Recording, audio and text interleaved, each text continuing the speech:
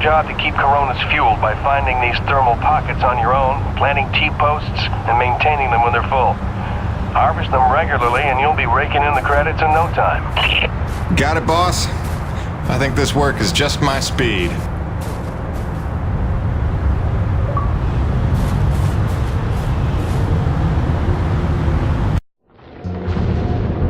And so it went for weeks and months, until the extraordinary became commonplace. Dealing with the cold mile life became the new routine. Intense and surreal, but routine. I kept my sanity and wits by not thinking too deeply about what I was seeing and doing. It got lonesome sometimes, out in the Badlands.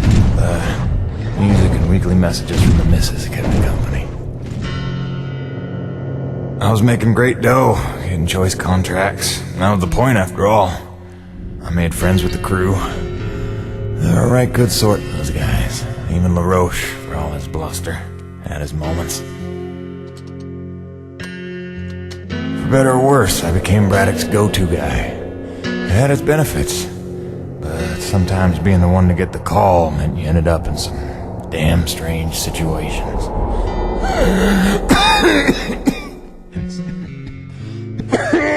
What's wrong? Plenty. Harmonizers almost out of juice. The one time I want an acre to attack. What was I?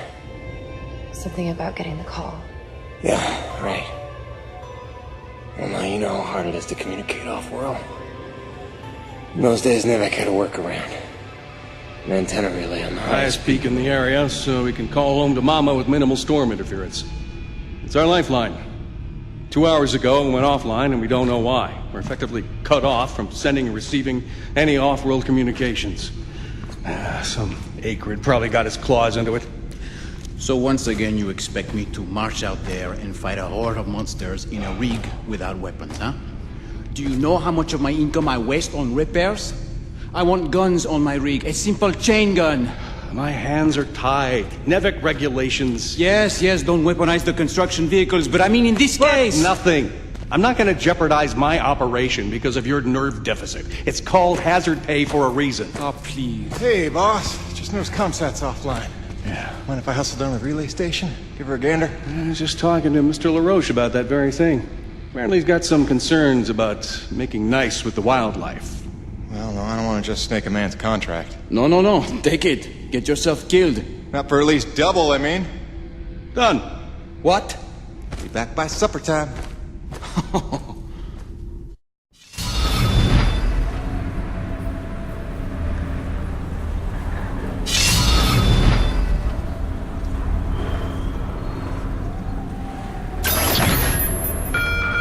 Quartermaster Bowers would like to inform the crew that new stock from the latest supply drop is now available.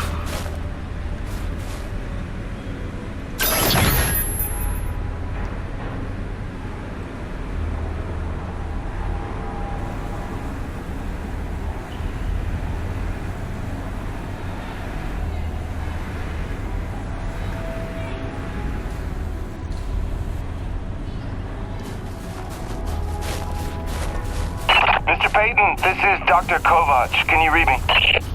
Loud and clear, Doc. Kinda told you can call me Jim. As you like, Mr. Jim. I was hoping you could pay me a visit in my lab as your circumstances and logistics allow. Oh, and I believe I'm to mention that remuneration is involved. So you have a job for me? I believe I made that abundantly clear. Oh, abundantly. I'll drop by soon, Doc.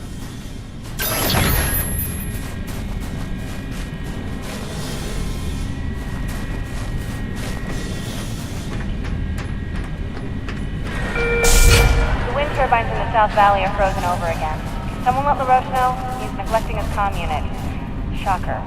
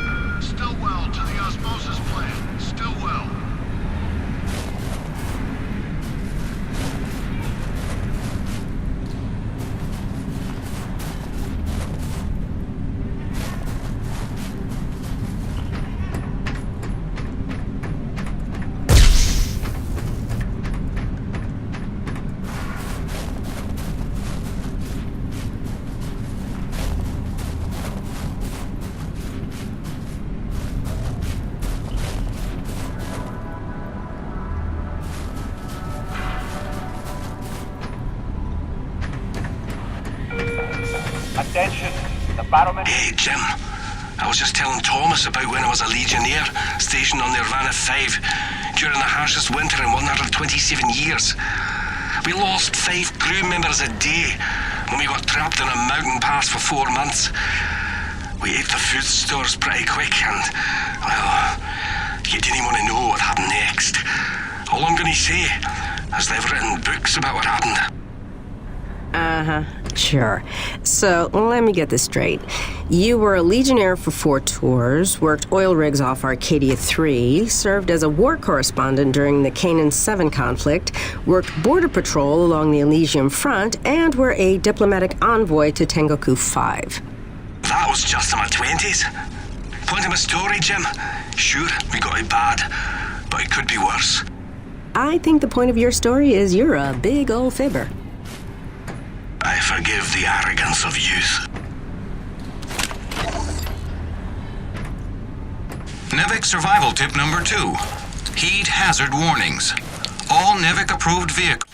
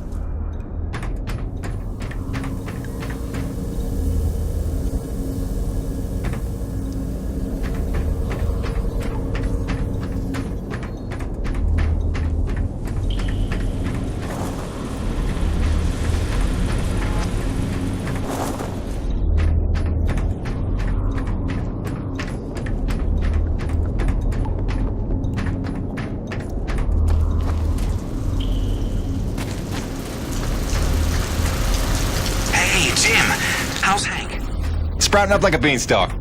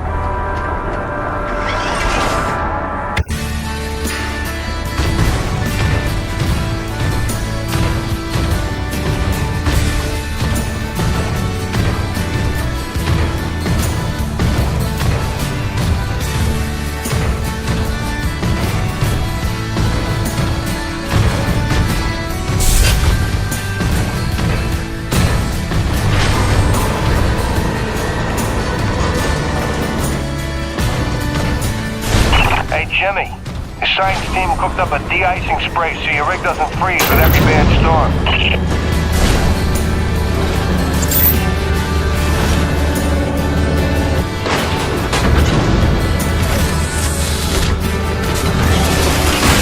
Alrighty, commencing anti-icing procedures. The spray ensures your rig won't freeze in place the second you step outside, but its protection is limited to storms rated below Cardinal class. Copy? Anything beyond that? No guarantees.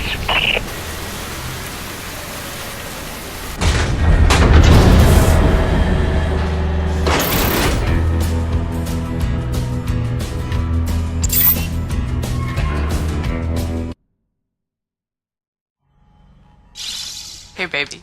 Quick message, and, not to worry you, but apparently I am slipping quietly out of my mind. Today, I spent the better part of 20 minutes looking for a hat that I was wearing. This week, I found my keys in the door, on the outside, of course, my slippers in the shower, and my toothbrush in the refrigerator. Because you know how important dental hygiene is to produce. Seriously, what is happening?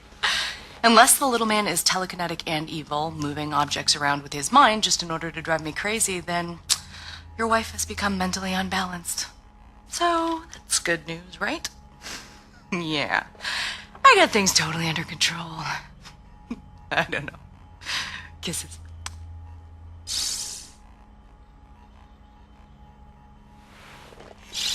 Hey, baby. Quick message, and, not to worry you, but apparently I am slipping quietly out of my mind. Today I spent the...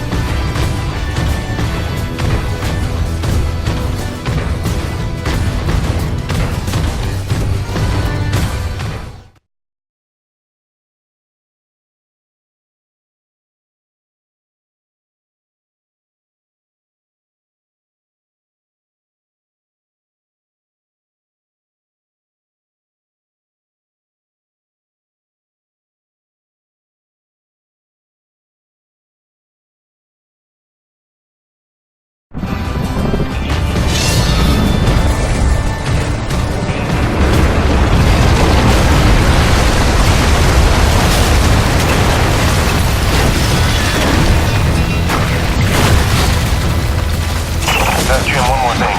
There's a pump jack near the fueling depot that's frozen clean over. It's on your way to Shackleton's Peak, roughly. You should make good time getting there. Stop by and clear it off with your rig. In fact, you can consider that a standing contract. Anytime you see a frozen pump jack, just clear it off and invoice me later.